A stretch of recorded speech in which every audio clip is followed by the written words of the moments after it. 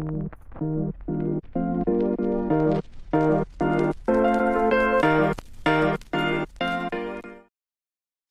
right, folks, welcome back to Unscripted Liberty. Today's episode is a heavy one, but it is necessary. We're talking about the tragic death of Rolin Hill in Virginia Beach while he was in police custody. This case has rocked the community, especially with the recent termination of 5 deputies and a ruling from the medical examiner calling it a homicide. But is this justice or is this just the start? With us today is Peacemaker Aldo, a community organizer and advocate for justice and accountability, who's been on the ground standing with the community, demanding transparency and real change. This isn't just about one incident, it's about a bigger issue in law enforcement and what it means for civil liberties. But before we dive in with Aldo, I want to play 2 news clips to set the stage of what we're up against here.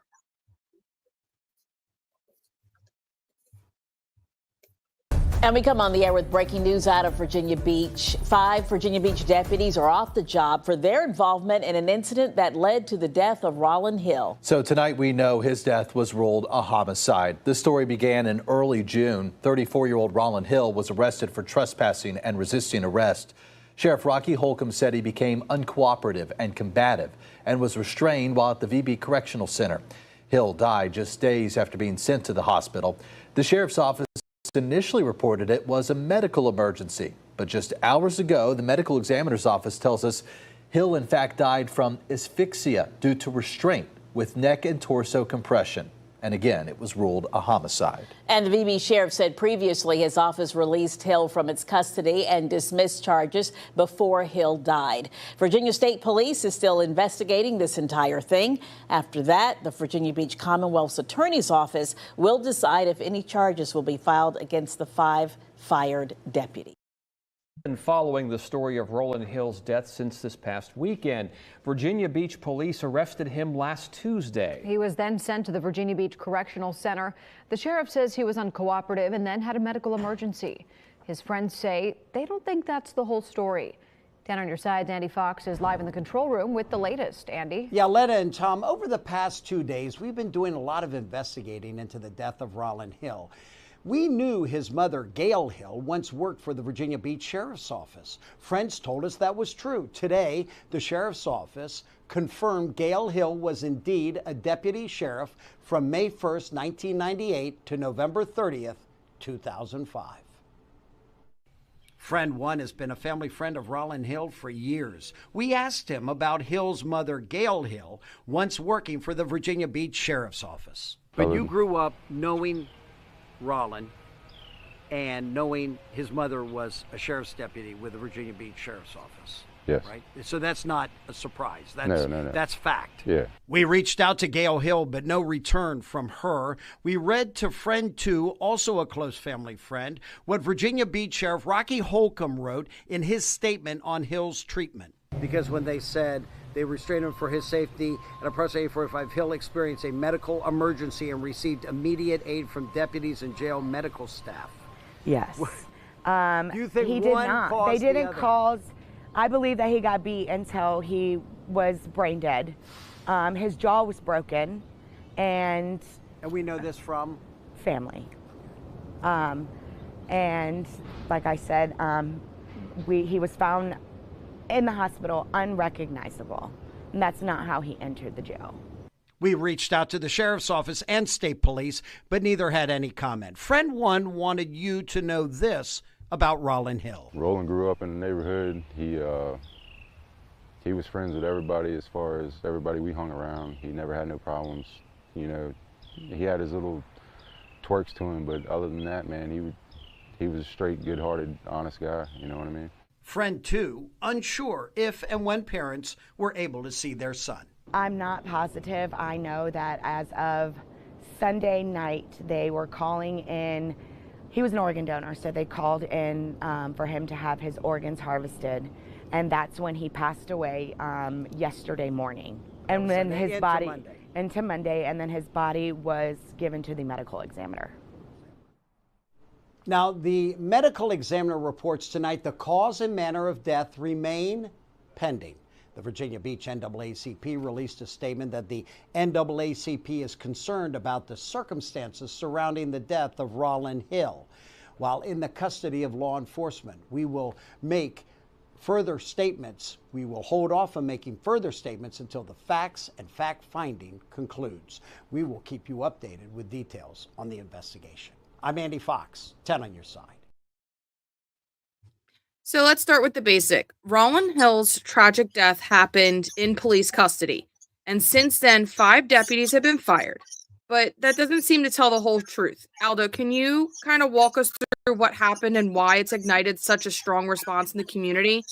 And, like, what do we know and what's still kind of out there pending? So great day, Brittany and TJ, to you, and great day to your audience. I'm going to give you the short answer, and then I'll dive into some details. It's an ongoing cover-up, and it's more horrible than you can imagine. You know, what really dislodged it, actually, because Rolin was brutally beaten on the 4th of June. He was pronounced dead on the 10th of June, 6 days later at the hospital. Here we are in November, okay? All the citizens were told was he showed up, he was not cooperative, he had a medical emergency. The staff, the deputies, they all knew exactly what happened when it happened. The only reason it came out was because of some deep leaks that occurred and some consciousness, I think, were feeling it. And on the 17th of October, I was part of a sheriff-mayor panel held by the African American PAC in our area, Political Action Committee. And the question was asked to the sheriff panel, that's myself and Mr. Holcomb, you know, if you had evidence of deputies abusing inmates, what would you do? And of course, he stood up in his uniform and his answer was, oh, you know, we don't tolerate that. Of course, we deal with it right away. Well, he knew at the time he gave that answer what was going on. And sure enough, the next day, a press release was issued telling the public that Rolin's death was a homicide ruled by the state police, and telling the public that 5 deputies were fired at that time, not when this all occurred, and you know that the investigation is ongoing, so we can't tell you anymore. So what you see is the machinery of corruption dealing with the crisis of the moment, but kicking the can because they really don't know how to deal with things. But what you also see is that their abuse of power and their tactics are so in your face that it's almost as if they feel like reality doesn't matter to them. The laws that they were hired and they were well, the sheriff wasn't even elected, he was appointed, which is another topic. This is supposed to be the people that protect us. They're the people that are harming us, and their attitude is, well, there's really nothing you can do about it. So it is an ongoing cover-up that many are calling George Floyd 2.0 on steroids, and we are standing our ground saying we need accountability. The irony is that as a candidate, my platform is to restore accountability, and we'll get into those details later. So it is what it is. It needs to, it's a system that needs to change. It's not just what happened to Rolin. It's going on in many ways, in many places, unfortunately. All right, so let's talk about some transparency here. The sheriff's office terminated these deputies, but that doesn't seem like that's justice. Terminations are a start, but where's the full accountability?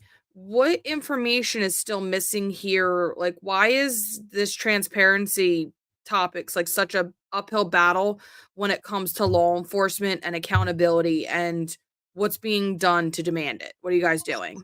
I think it's partly a culture that has just run amok. And I want to be clear here. I'm not here to vilify any individuals or any class of individuals. I'm here to stand against bad behaviors, believing that there's a better path for all of us. But it's built upon real accountability, which we're not seeing here and we don't have in the system. And when you really kind of get into looking at our systems and looking at these behaviors, what you see is, that there's a breakdown in that accountability system that isn't happenstance. It was done intentionally. It was done at very deep levels. And that's how we get to these bad, egregious behaviors, because these bad actors don't believe they're going to be held to account. And here we are now standing our ground for some change in the law enforcement community, but also change in our courts, because it's all connected. For instance, they've admitted within the last week or so that they've got footage, but they won't release it. We had a whistleblower come forth to say that there was destruction of evidence. Again, because of my political campaign platform of restoring accountability, people came out of the woodwork immediately. We got information that Mr. Hill was wrapped in pallet shrink wrap. Do you know what that material is? Yeah. And so I can't imagine what would justify that and what purpose it had other than to make matters worse. And that he was basically left for dead in a holding cell, only to be discovered by a deputy some half an hour later, at which point he was non-responsive. So, you know, it was almost as if he was given a death sentence in a manner that was absolutely brutal. We were told that they put the knee on his neck, like you understood happened to Mr. Floyd. So it's like we're repeating the same transgressions or bad behaviors, but it's getting worse and worse. And something's got to change here. And this is where we're at in the story, that we've got to have some change, but people have to stand up for that. Yeah. So it seems like this case has sparked a big movement in Virginia Beach, and it seems like it's bigger than one incident. It's about how we handle accountability in law enforcement. So, as you said, you're a part of this movement. What's the community's message, and what specific changes are people calling for so that incidents like this don't happen again? Yeah. It's deeper than just in the law enforcement community. It's in our courts. There's an interplay in our justice system between the role the courts play and the role the sheriff's department plays and the role the police play. And that dynamic is broken because of this lack of accountability. And the way you begin to restore that in the system has to do actually with our grand jury rights, which are in our Constitution. Because when our grand jury is actually, it's impaneled, it has actually absolute authority over all branches of government, including the sheriff. And, when evidence or of this sort of bad behavior is brought to the grand jury, they can deal with it. And, ultimately accountability here, for instance, would be that the sheriff really needs to resign. And worse than that, he's on the ballot. So, if, and I don't think he's going to win, I believe I'm going to win. We're polling to win at this point. But what is that for the public? It just says, we don't care. We're gonna force the re-election of this guy who was appointed unlawfully, and just continue this reality of we do what we want and there's not much you can do about it. I mean, it's completely nonsensical when you really step away and look at it for what it is. Yeah. So do we have any idea of like why they would do this? Like, are they believing it's like racism, or like just like, did he have any issues or any problems with anybody? Like, why pick on him, basically? There's no rational justification. I think you're clearly in the realm of perverse behaviors. Just imagine these, listen to these parameters, because the more I learn about this young man, the more respect I had for him. And he was an Eagle Scout. That's not something that just anybody can do. Anybody who knows about the Eagle Scouts, it takes a serious individual with good character. We heard today at the rally from one of Rolin's friends who worked with him how hard a worker he was. He said he never once saw Rolin touch alcohol or drugs, and that Rolin was never one to start any kind of problem, but he certainly would stand up for himself. And Rolin was arrested for trespassing. He should never have been brought to the jail in the first place. And when he was brought to the jail, he was cuffed. He was restrained by the police that brought him there. So when the deputies had to deal with him, he was 100 pounds wet. So he wasn't a big fella. And I don't care what he did or what he could have said with his tongue, with his hands restrained by cuffs. I don't know what he could have done. They outnumbered him. They had weapons. He didn't. There's really nothing on God's good earth that could rationalize how this happened, other than to say that it was the outcome of perverse behaviors that are enabled and facilitated by an organizational problem. Meaning there were 5 deputies that were let go. They've got video on it. They normally don't act alone. So if one deputy got out of line, the other deputy should have stepped in to stop it. There are video cameras all over the place. They go to a central room. Whoever's watching the camera should have stepped up and stopped it. He was in the intake area of the jail where I've been, because they've arrested me for standing against their corruption and put me in their jail for 3 days. and there's a little administrative area where there's several other deputies that's, within line of sight, not far away. So you've got an organizational system breakdown here that's got a cultural problem. And it's not germane to Virginia Beach, likely, so it's a problem. We've evolved to the point we need law enforcement that protects, not controls and abuses. And that, I think, is what the cry has been for a time that precedes Rolin and will continue until it's actually addressed. Part of that solution, as I alluded to earlier, is the grand jury authority needs to go back to the citizens so there can be true accountability, not only over the law enforcement community, but in all other aspects of our local communities as well. So you're someone who's out there doing the work, organizing and making sure this doesn't get swept under the rug. Can you kind of talk about what it's like being at the center of this fight? Like, how's the community rallying around this case, and what does grassroots actions look like when you're pushing for justice and accountability? Sure. So I'm a candidate for sheriff, but it wasn't a job that I wanted. It's a job that I feel compelled to do because as I step back and look at what occurred to me in the justice system, what's going on with Rolin, and what I'm aware of from others that have come forward, this is the best way we have to shift and change our reality is through our sheriff's authority, because they are, by the 92 MAC ruling from the Supreme Court, they are the highest law enforcement officer in every county or county equivalent. In the United States, we have over 3,000 county or county equivalents. The sheriffs can change our reality by giving the grand jury rights back to the citizens so that we can have true accountability, not just in the justice system, not just in law enforcement, but in all other areas of our life, all other areas of influence. And that's why this particular race, this battle is so important. And that's why my campaign has inspired a movement, Peacemaker Sheriff movement, that is already grown outside of Virginia Beach. I, on a regular basis, talk to sheriffs and other citizens in other counties in Virginia and in other states that are catching on to this, and they're very interested in what we're doing. Our website, peacemakersheriff.org, is evolving to become a resource for this movement so that others can understand this path that we're pioneering here in Virginia Beach, and we can come alongside them, provide them with the credibility to build up momentum for the changing and the betterment of America. America is a beautiful place, and it's also an idea, and it's a beacon to the world of justice, of hope. And this is very important. We are getting an outpouring from the community of people expressing outrage, people wanting to share their stories of criminal abuse in our jail and in our system, but there's a lot of fear. And we're trying to stand up to provide some motivation, some courage, give a little courage to the people that are brave but afraid and watch the change happen. And that's what we're doing.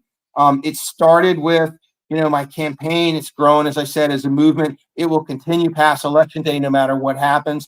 I'm very optimistic that things are going to change in Virginia Beach and in many other places as we awaken, if you will, to what our powers are and how we can make those changes lawfully. I tell people that you have to take lawful, coordinated, liberty-minded actions, and everything is obviously lawful. Do not step outside of the boundaries of the law. And then you have to act with others. You cannot act alone because you'll be taken down or discredited. And everything is liberty-minded with the intention of preserving, but also increasing and improving our liberties. And then you have to take action. We can't just vote our way out of tyranny. We have to be, action-oriented to do stuff. It's more than just voting. Show up, express yourself, come to a protest, work within your community to educate people, put like-minded people together, and maybe even to be proactive, because I think we're at a point socially and collectively where people are more than ready for change. I mean, I don't know about you, but I'm not a slave. You're not a slave, and we're at that tipping point that sociology talks about, where we go through decades where not a lot of things change, but history shows us that sometimes decades worth of change happens rapidly. And I think that that's what we're watching literally unfold here with Rolin and this campaign. And the timing of this is not happenstance. There's a lot of providence that's been happening all along. And again, I'm very optimistic. I'm happy to take the heat and try to lead that battle with courage so that people can come out of that shell of fear and we can have some change that everybody so wants. Yeah, so it seems like there's a lot of widespread corruption. It's probably it kind of implied there. Do you intend, like, if we'll go positive when elected, to clean house and bring in like respectable and quality officers and do a little bit more vetting, um, and stuff, or are you gonna go on a case by case basis and kind of see what the quality of who's left and kind of vet them that are already there? Sure. Yeah, we're going to do from day one an open audit, which means we're going to bring some outside resources to help us. The sheriff's department, the city charter says there's supposed to be a third party outside audit, but the city isn't following. Another example of a layer of corruption that supports bad behavior. They do an internal review, and every year they produce this glossy, great 60-page thing about how happy they're doing. We did a music concert in the jail, and we're doing this fundraiser and that. And it's like, but they're not really addressing the core problems. They're not really, they were during the campaign trail, the sheriff, who was again unlawfully appointed, not elected, promoted the fact that he was proud that he got body cameras for all his deputies, and he believes transparency, but he won't release videos on Rolin. On July 15th, I took a group of citizens lawfully in front of our grand jury. We were assaulted with excessive force by the deputies. We were falsely arrested, falsely jailed, and people were hurt. And we can't get them to give us the video because every time they falsely claim ongoing investigation, we can't release information. That's become like the du jour cover for bad actions. And I started this off. It's an ongoing cover up. They play the game because they have authority, but that's beginning to change as the citizens sort of wake up to that. Yeah, so this case seems to be like part of such a much bigger picture here. And it's a growing issue with civil liberties and unchecked power in law enforcement. What does the Rolin Hill case say about where we as a country where we are as a country when it comes to balancing public safety and civil liberties? Like, how can we protect people from abuses of power without compromising safety? Absolutely. Well, I'd say it says that we've failed. The entrepreneur in me says that there's an huge opportunity there for us to turn a corner or take a different path towards a much better reality. I have this little example I talk to people about. I say, look, humanity has learned that absolute power absolutely corrupts. And when we were ruled by kings, we lived in that tyranny, and our founding fathers left that reality and came here for various reasons. And we ended up with our form of government of this republic with this unique constitution in this time. And that worked fairly well. America was, again, a beacon of hope, a leader for the globe in many ways. But, corruption is like cancer. It infects itself into the body politic, and it knows no boundaries. And it doesn't stop unchecked. It won't stop until it destroys the body politic and therefore destroys itself. So we are past stage 4. The huge opportunity here is we've been down those paths. We need to evolve to the next step, which is really restoring local authority and power through the grand jury system, where the grand jury has absolute power. That baton of absolute power isn't held by any individual. It's held by the group when they have unity over an issue, and then they hand it off to the next grand jury. So it floats through the community, and you begin to realize that, wow, I do have power. I do have a voice. By the way, I'll be accountable to my neighbors as they are accountable to me. And that's a beautiful thing because it starts to restore these matters that are necessary. It's kind of like a decentralization model. I mean, if you look at the way things are going in the financial markets and the crypto world, we're getting towards this decentralized model to try to help us overcome some of the problems that centralization can bring. And it's a balance, sort of. So, I see this as a great opportunity. We need to grow. We're always growing, and it won't be missed. It's just a matter of how it all unfolds. That's kind of part of the free will we're given to choose. And here, election day is coming up on the 5th.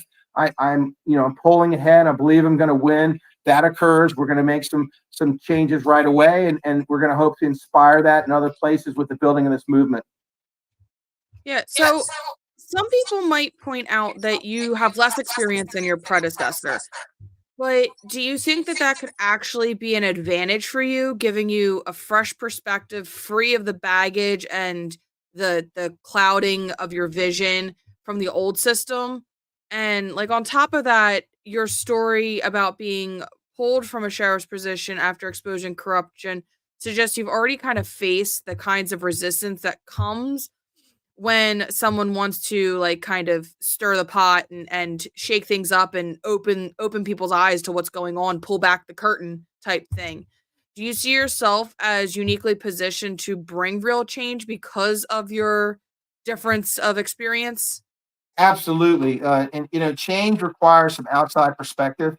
I did pass all the requirements to be a deputy sheriff until they realized that they didn't want me in their organization because of the position I took with standing up to their corruption.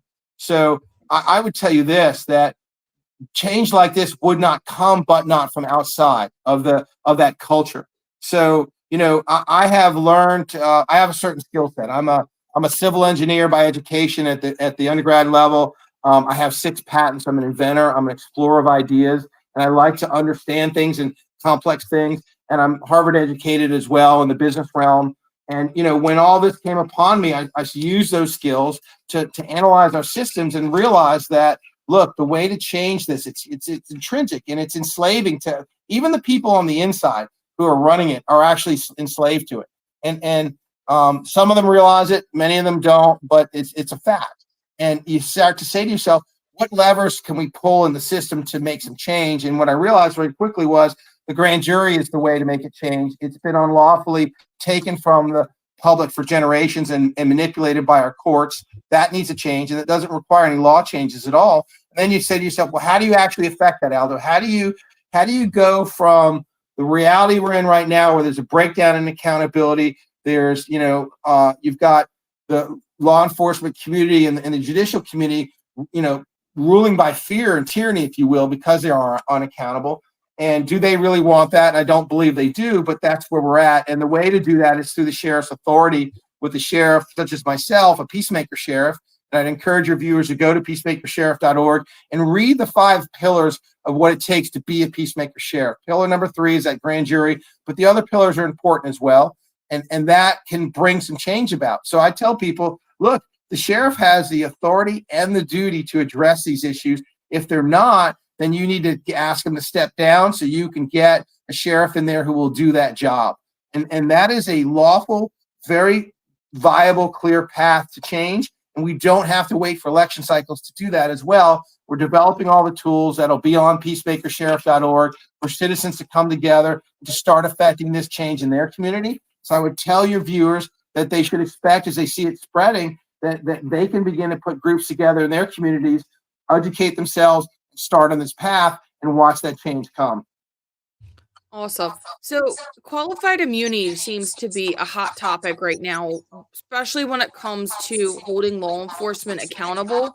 What's your stance on qualified immunity for police officers and sheriffs and deputies and stuff like that? Do you believe it's necessary to protect officers from or officers doing their jobs, or do you think it allows too many abuses of powers to go unchecked?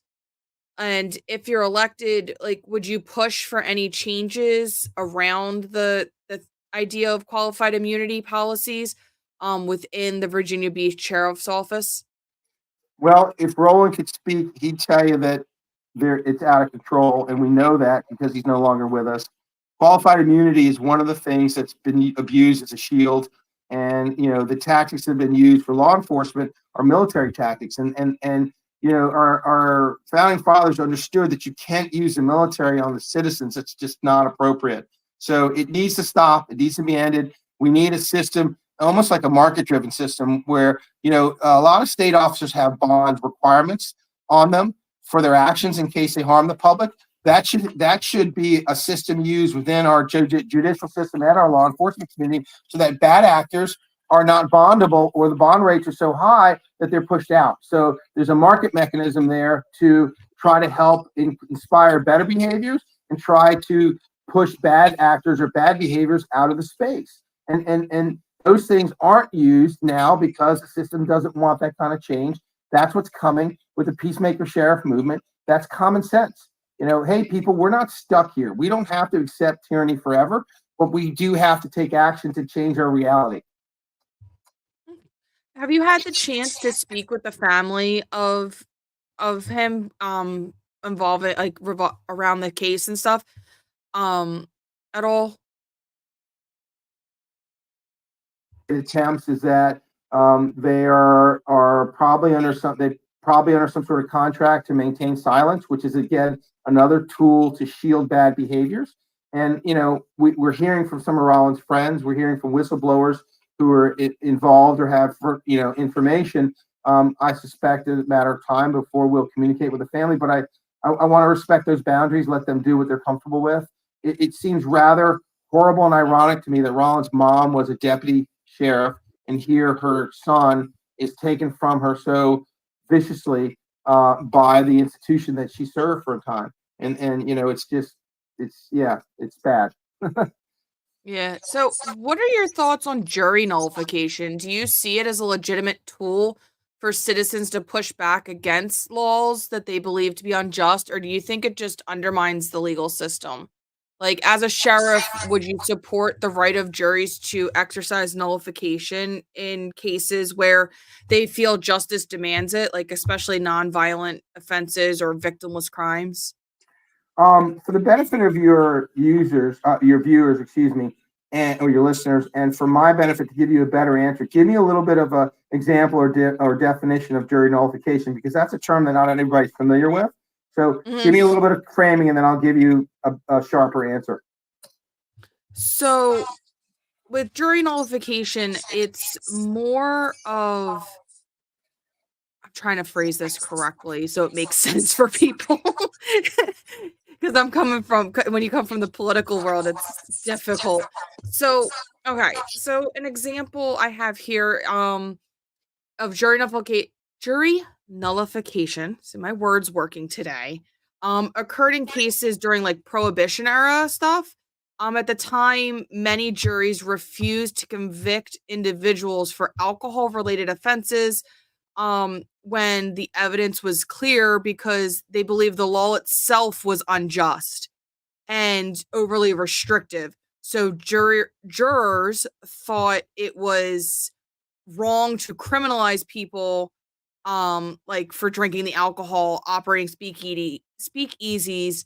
So they chose to acquit defendants despite the law. So like they just said like no, the law itself is stupid.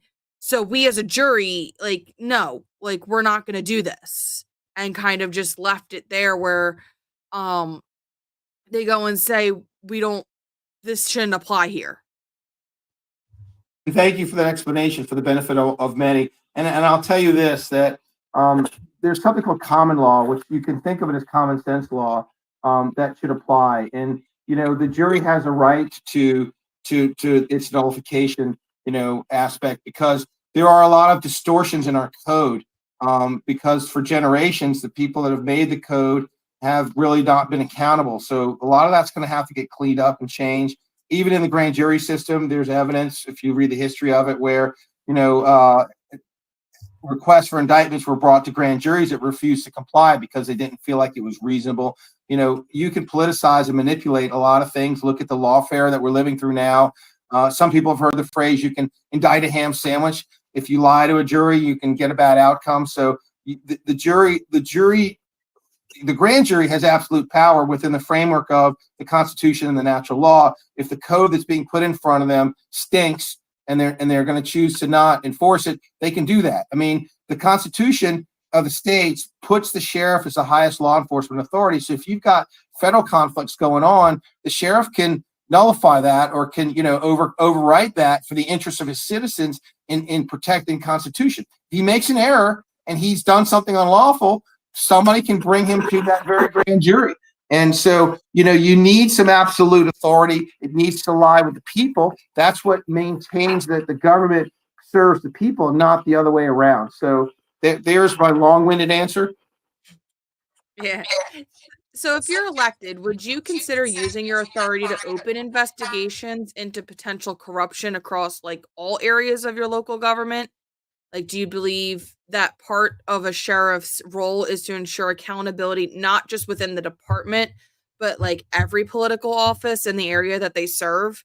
So like what steps would you take to make these investigations, make sure that they're as transparent and that the community is informed to the best of your abilities? Like, what would you do?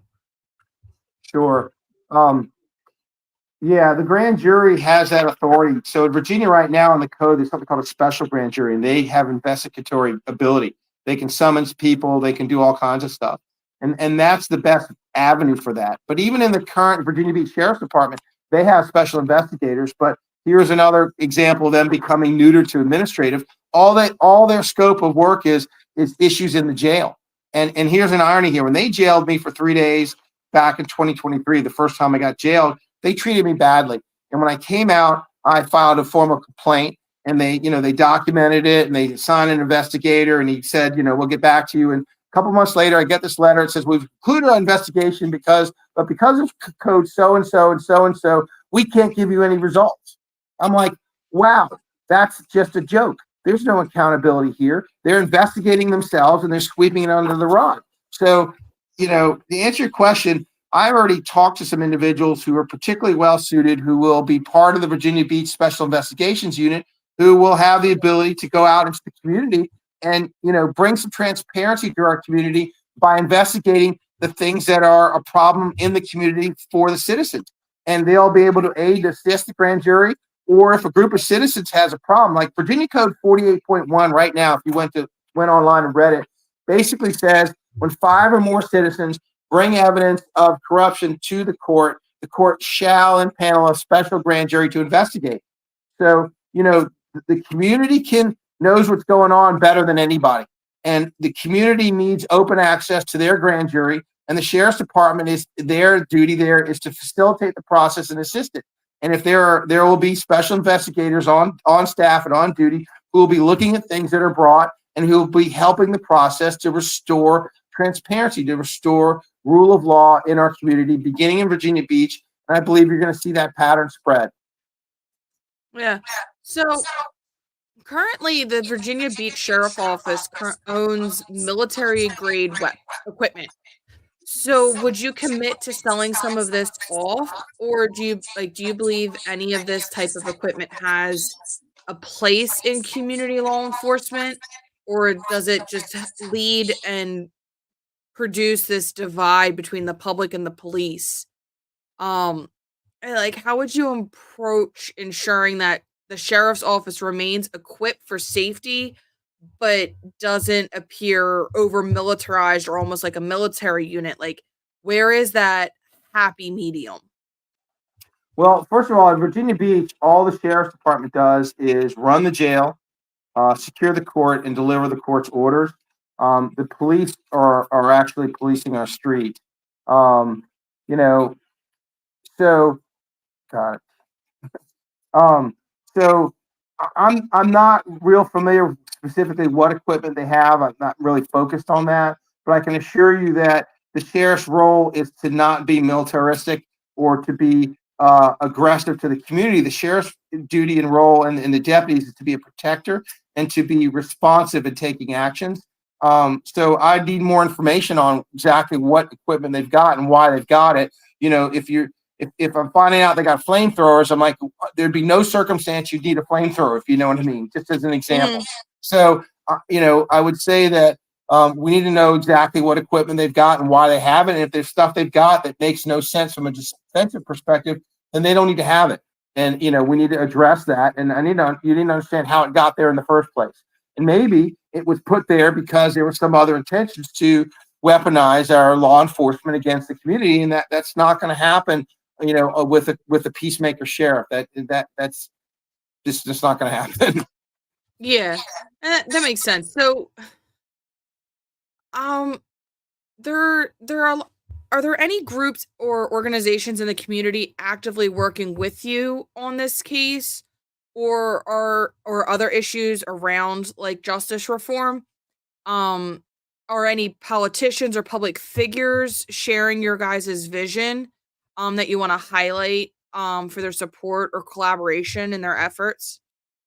So we get a lot of support off the record, and a lot of people in various communities are afraid of the incumbent corruption and the way systems are. And so I think there are a lot of people that would like to be more public about it, and hopefully that will come as we build some momentum and some change comes. As I said, we are polling ahead in the election that comes forward, and that says a lot to the incumbent powers when the community speaks through the ballot box. So, we're endorsed by the Libertarian Party, by the BLM of the area, which is pledged to be nonviolent, and some other groups, the Black Robe Regiment. If you go on our website, you can see a list of endorsers. Um, you know, it's tough because somebody has to step out first with that courage and then open the door, the pathways for the many other warrior fighters out there that want to jump in to give us all a better reality. And we're hoping, we're seeing that momentum build. And, the Rollins story, as tragic as it is, I think is a trigger, if you will, a tipping point for this change to come forward. And, we'll see it, I think, start building more momentum, particularly after the election on the 5th. Yeah. So, you mentioned you were jailed with dealing with this. Can you kind of walk us through your experience with that and like what led to that happening to you, and what was it like personally? Like, how did it shape your perspective on the justice system? Like, did it influence your views on any issues with the accountability and the need for reform in law enforcement?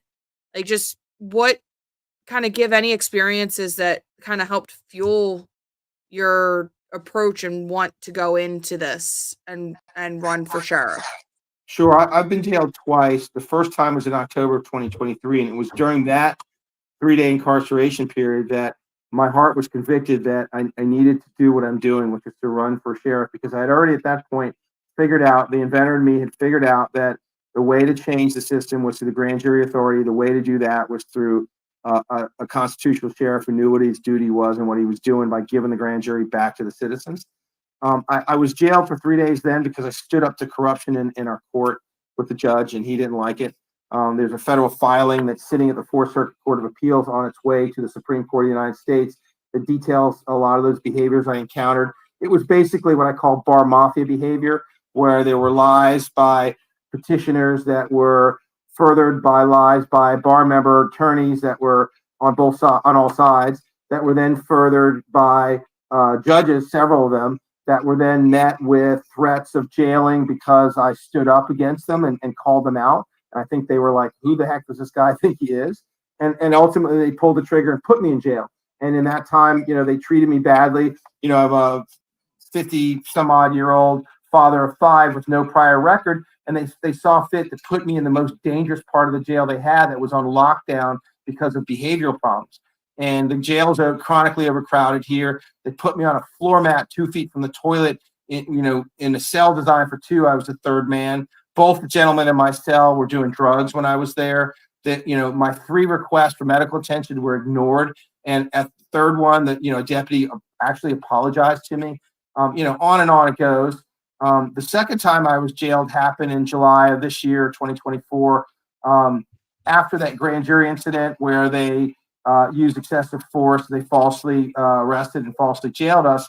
I was 152 feet outside of the front doors of our courthouse, educating the public on the grand jury rights and power it had to restore accountability. I was protesting the false arrest of one of the members of our team who was in the jail, Victor Jackson, at the time. And I was polling or asking citizens, were your due process rights being protected? And those are constitutional rights. It's a right to fair treatment. And we were doing it in a place that we had been previously told was okay to do it. Then all of a sudden it wasn't. They used a false administrative directive to arrest me. It's all on video. They rough cuffed me intentionally from day one. And then they put me in a van and sent me to the jail in the next town over. In that jail, I had a whole different experience. I was in isolation, but I can tell you, I heard men cry out during the night like I've never heard men cry before. And it just convicted me more that the path I was on the right path. I mean, at that point in the arrest in July, I was already a candidate for sheriff and they knew it. The irony is that the charge was trespassing, which is horrible because what they were really doing was denying my first right, my First Amendment right to free speech at our courthouse to speak against the corruption in our courthouse. And the irony of all that is that in September, there was a hearing, and that all that information is online. You can hear the reporting from the hearing. I gave the judge the information he needed to dismiss the case, but he refused to do it because they were maliciously prosecuting me.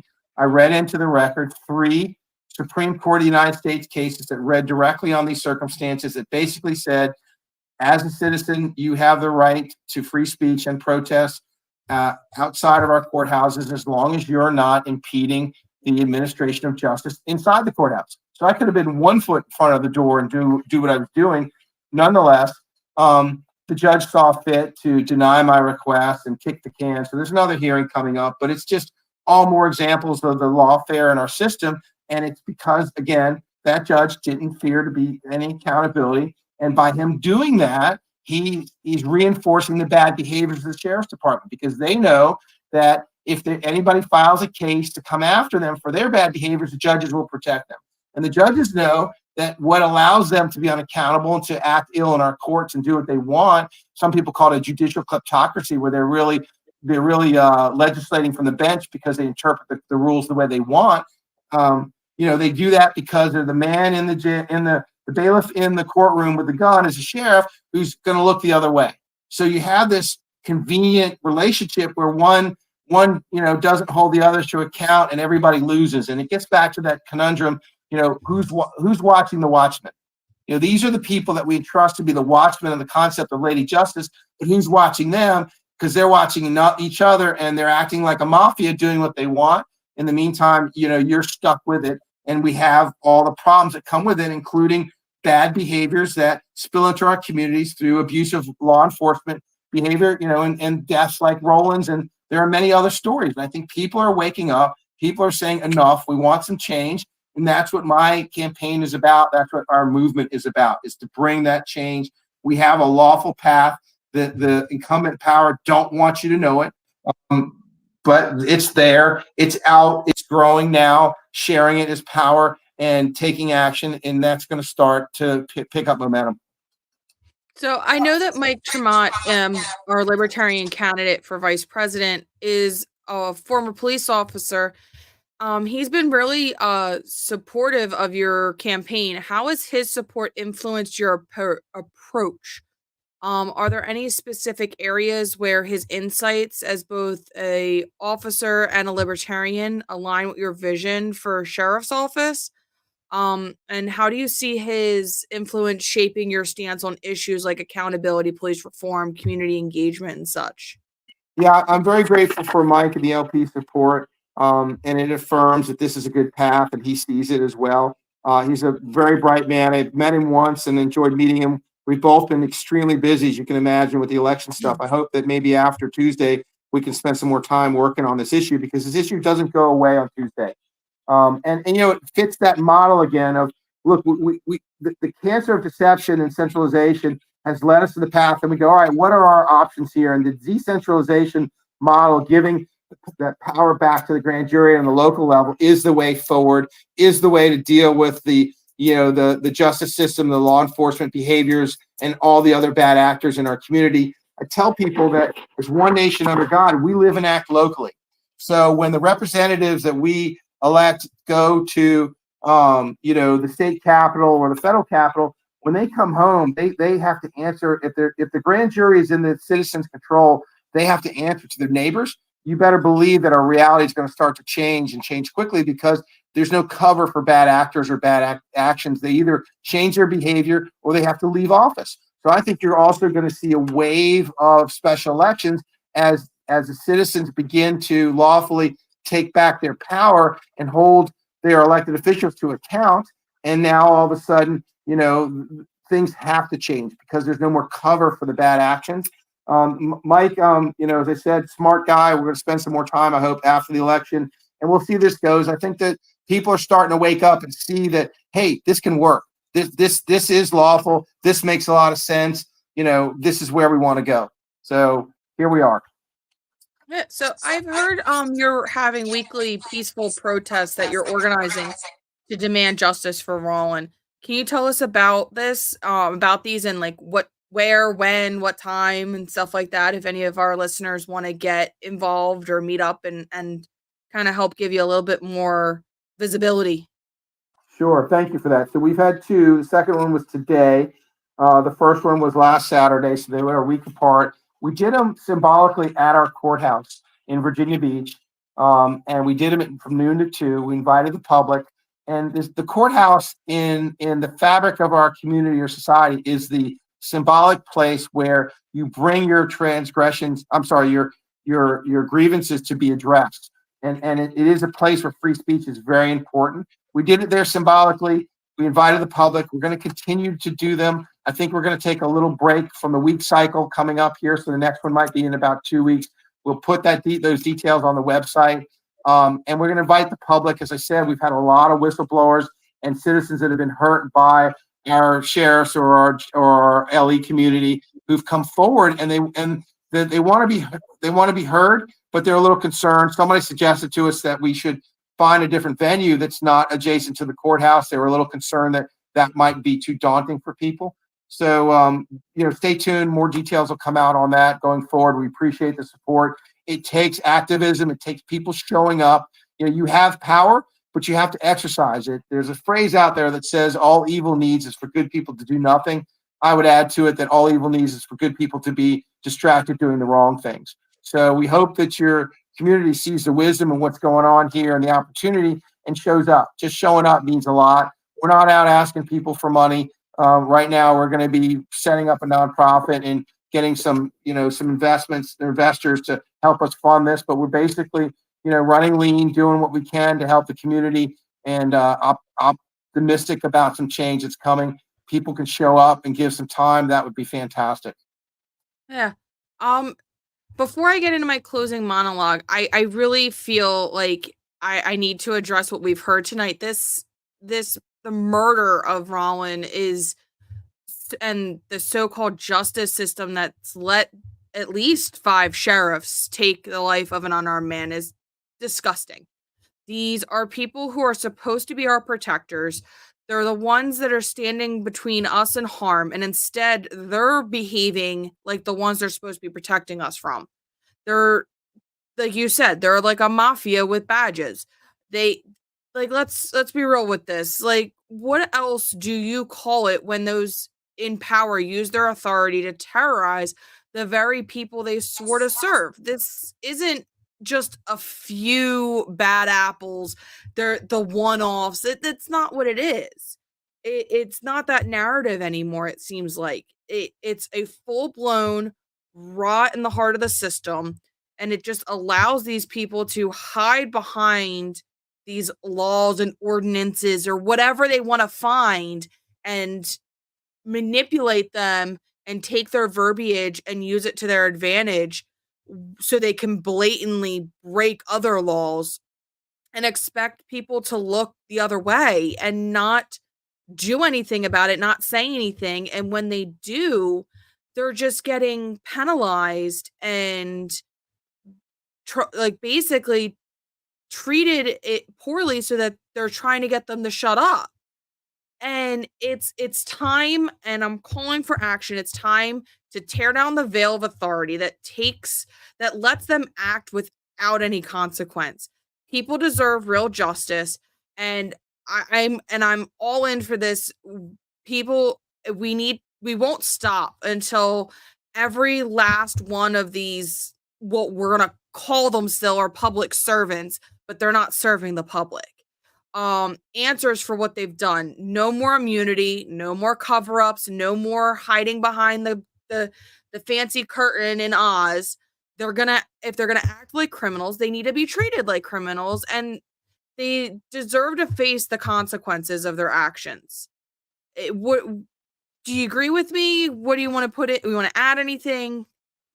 Sure. Yeah, I'm in agreement. Let me throw out a couple more details for you. So I filed some Freedom of Information Act requests to try to get us the more details for you. And one of the things that popped out of one of those requests was that in Virginia Beach in the jail, there's been 19 deaths in the last 7 years. And statistically, that looks very, very bad. There's a lot of things going on here. You asked earlier. So when a person works for our government, if you will, at the local or state or federal level, and they put a robe on and act as a judge, or they put a badge and a gun on and act as an enforcement officer of law or a sheriff, they're exercising what's called color of law authority. They have that color of law authority because we give them, the consent to be governed.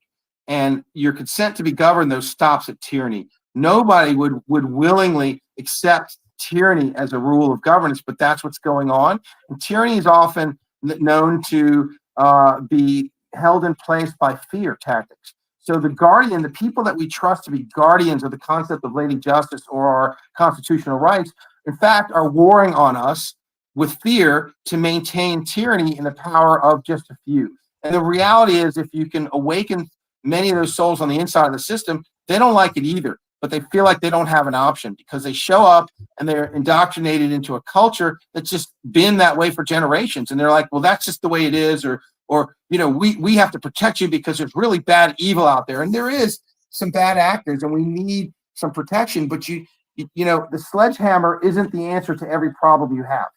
There needs to be some nuanced response. There needs to be a cultural change in the justice and law enforcement community for them to realize their roles of guardians of these rights. If we all have this, all of us know this, you have an inalienable right to life, liberty, and the pursuit of happiness. Those three words speak to the natural law foundation of our constitutional rights. One of the many things that makes America more than a place, but a beacon to the world. We need to get back to that. The way to get back to that is for citizens to take action towards understanding their grand jury rights and getting their sheriff to give it back to them. That's what the Peacemaker Sheriff movement is about. The website, as I said before, is being updated to provide that path or that plan with the resources there. And, as more people understand it, we will endorse and support them so that they can have success and have this accountability restored in their local community. As that spreads, as I said earlier, that starts to have state and national impacts because there's no more places to go cover for bad actions and bad actors. And I want to also say to your listeners that grace and forgiveness are some of the most powerful tools in our reality. They're in the Lord's Prayer, and those things will help us overcome. What evil wants is for us to continue endlessly on the path of destruction, and it will do anything to get that. We have to deny it. So I'm not telling you that there isn't accountability, but I'm telling you there needs to be a measure of grace to unlock the cycle that we're in, where this rule by deception, rule by tyranny, rule by destruction. Nobody wants it anymore. We can see it clearly for what it is. We have a means, a strategy, a path that's lawful, that will work, that is begun to be implemented and will start to pick up momentum. And I'm excited about that. And I hope your listeners are. I want to impress upon them that they need to get off the couch. They need to put a few other things in their life aside for the moment that have got them just too busy to do anything but continue on their daily routines to understand this. And I think this new reality going forward for all of us is one that we're more civic minded. We're certainly more civic educated or understanding. And Jefferson and our founding fathers knew this. And they said, look, the answer is to keep the public educated. And Jefferson has a quote I like. It's on one of my advocacy pages. And he says, the best means that mankind has to hold a government accountable to its constitution is through the jury system. And that's the grand jury system. So hear me when I tell you, I'm optimistic. We have a plan. It's lawful. It will work. Change is here. The thing that people need to do is understand it themselves, digest it, get together in their communities with like-minded individuals, start taking lawful, coordinated, liberty-minded actions. That's where it's at. Yeah, this whole story, listening to it, it reminds me of a movie I watched recently with my husband. I think it was called Training Day. It's like the people who are supposed to protect us are turning into predators. You've got sheriffs acting like gangsters, treating their power like a free pass to just terrorize and kill people. And what are we just supposed to do? Stand by? No, not happening. Jefferson said it best: when tyranny becomes law, rebellion becomes duty. And I have plenty of shirts that say that. This isn't about just cleaning up a broken system. We have to fight back against outright tyranny, because when those in positions of authority start treating their power as a weapon, it's our duty as citizens to stand up and remind them who they're supposed to be serving. And at this point, we're not backing down anymore.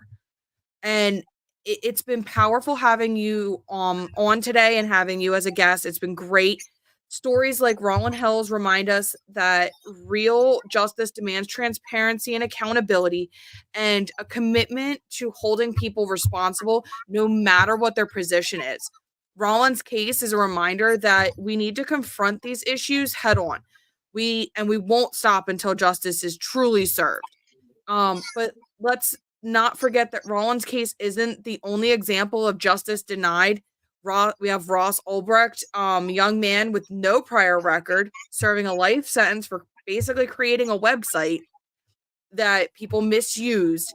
And his story is one that the clearest examples of government overreach and injustice in our time. Like, it's becoming more frequent here. And we can do at least try to do something. And it's President Biden, we're calling on you to take action, pardon Ross Ulbricht, and bring an end to his tragic justice. But for those of you that are listening, remember, this fight is bigger than just one person or one case. Whether it's justice for Rolin or Ross, we're here to stand up against a system that's continuing to fail those it's meant to protect. We're here to speak the truth, demand accountability, and we're not backing down this time. We're not letting them get away with it anymore when we're calling for when we're calling them out for injustice. And before we wrap up, I want to share a message from John Thomas. He's running for U.S. Senate, and John's campaign aligns a lot with our fight for liberty, and he's standing up for individual rights and true justice. Here's a word from John. They'll tell you the choice for senator is between an establishment Democrat who wants to start World War III in Eastern Europe and an establishment Republican who wants to start World War III in the Middle East. In the tide of war fever, it takes courage to say neither. It takes courage to choose peace and prosperity over war and inflation. It takes courage to not throw away your vote for more of the same. Be courageous. Vote for me. I'm John Thomas, and I approve this message.